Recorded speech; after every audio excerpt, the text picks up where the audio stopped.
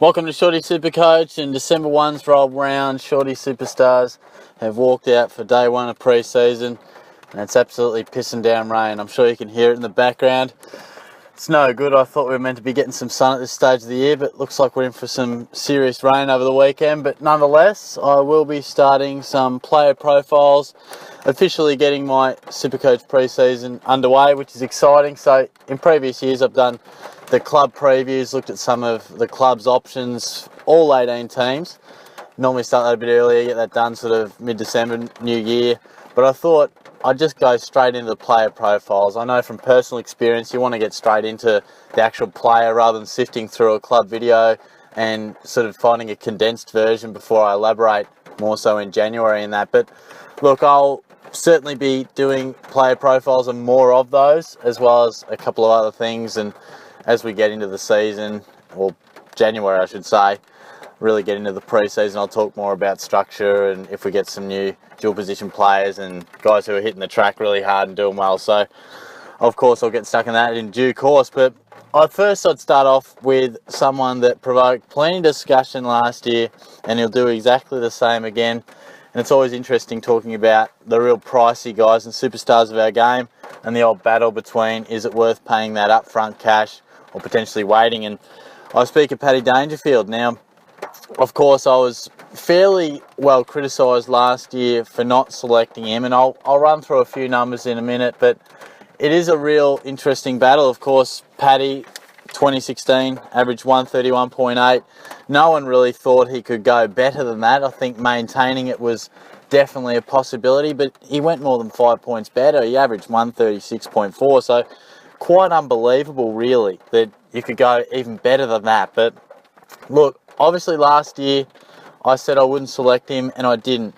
And I do look back and say I was correct on that occasion. Certainly there are a lot of selections that I got wrong. You know, I certainly didn't think Paddy Ryder would be as good.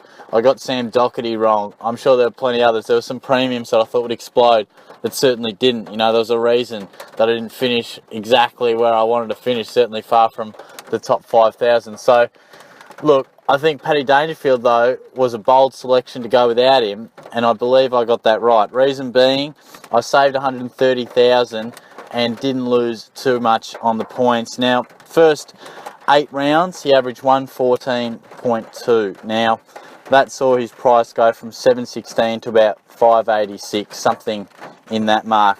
And that was when I picked him up. Now, obviously, is there an element of luck involved in that? Of course.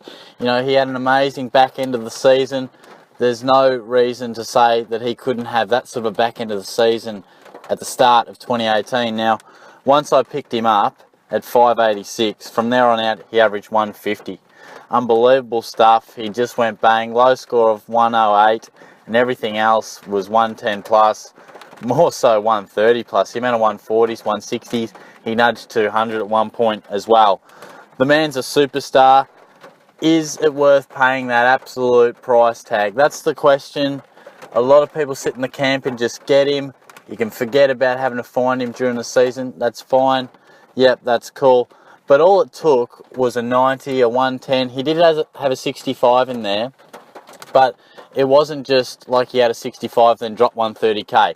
It was a gradual decrease in price, and that was brought about by good scores. He was playing fine, great footy, 112, 110. So it's a real balance of what we really think. Now, 114 over the first 8 rounds, saw him drop 130. Would I expect him to do that again?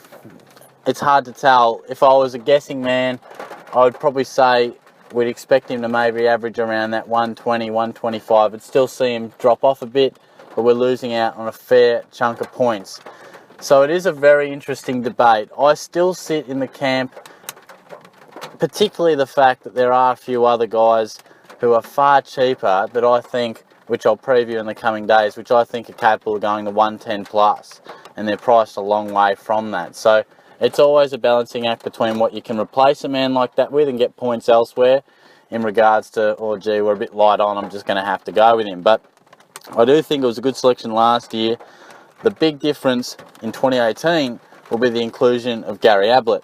Now, I do feel as if, Paddy Dangerfield, can he keep this going? Well, maybe he can. Can he keep averaging 130? Maybe. I would say the most likely thing would be to see him average in between 120 and 130. Where that falls, your guess is as good as mine. Probably safest thing to just lock him in. That's what most people will be saying. But bringing Gary Ablett into the side does change Dangerfield's role, and it does really add another little curveball into that decision. So where do I stand prior to Ablett coming in? Obviously you saw it last year. I opted to not go with Dangerfield. Ended up being a good call. Did I get a little bit lucky? Yeah, probably did, but it did work out for me very nicely. Saved the coin, brought a superstar in, and then he had an unbelievable end to the season. Perfect scenario for me. But look, Gary Ablett coming in the side, we'll certainly see Dangerfield play more time forward. And of course, Gaz will play a bit of time forward. I'll tell you one man who won't be playing much time in the forward line will be Joel Selwood.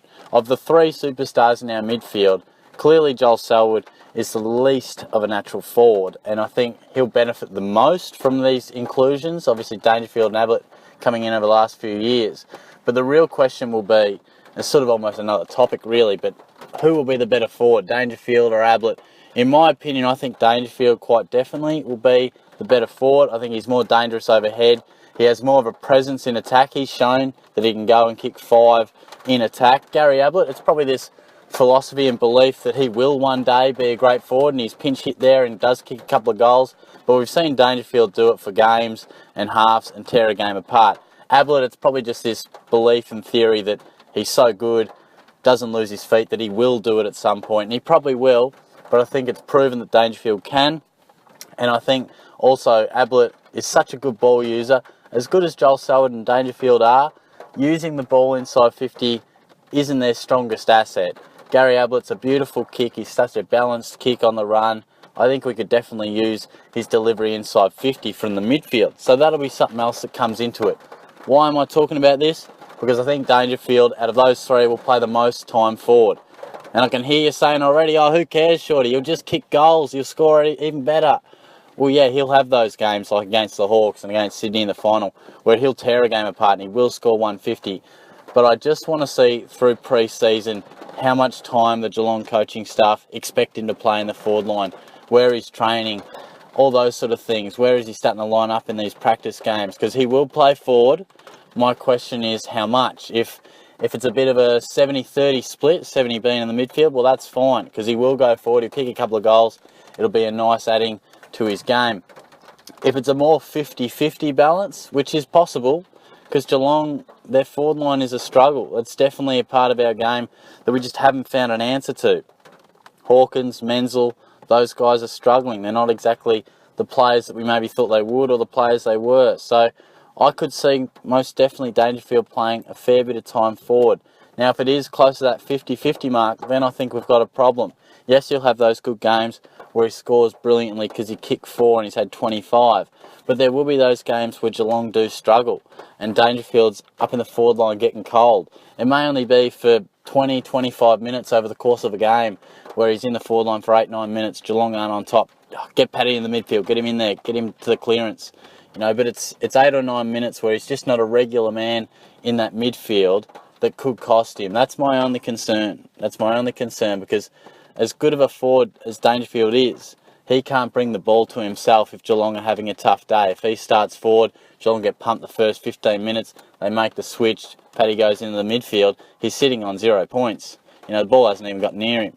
And the jury's out if Geelong will be a good team or not. Everyone's raving about them, but as a Geelong supporter, it's not going to be that easy. I think we'll be in the mix, but there's no guarantees in what's a competitive competition. So a bit of a longer video to start off with the player profiles. Most of them I'll look to keep to your 5, 6, 7 minute range, but Dangerfield is definitely worth discussing a long period of time, and I'll discuss him many more times over the pre-season. It's December. There'll be a lot more discussion over how we go about selecting this man, if we do, if we don't. How will the Gary Ablett effect really impact Dangerfield's scoring? It'll be very interesting to see, but at this stage, it's absolutely wait and see. I know it's nice and easy to go, oh, he's a superstar, lock him in, but we've got a lot of options. I was having a look at a few prices the other day, or rough calculation prices, and there are a lot of options. There's a good midfield to be had without him. There's a good midfield to be had with him as well, but it's just about that balancing act between the whole field and your whole structure. So at this point, it's most definitely a wait and see for me, which is the case with many players when it's December. But obviously Dangerfield is a guy that we know what he's bringing to the table. A couple other things coming into our selection thought process, definitely worth discussing. So it won't be the last time that I talk about this man, but definitely interesting to get the season underway by talking about a superstar that does conduct a fair bit of debate. So feel free to let me know what your early thoughts are on Paddy Dangerfield, and by all means SuperCoach in general. I'll be looking to get to the comments as I always do, particularly through pre-season, because I think right now people are certainly starting to think about footy much more. So I look forward to a few comments. Hopefully you guys give the video a like and enjoy it. Hopefully you enjoy me being back, because it is good to be back talking a bit of SuperCoach. Enjoy the Ashes on the weekend for the days coming into next week as well. So hopefully we can roll through the Poms again nicely. But I'll talk to you soon. Cheers.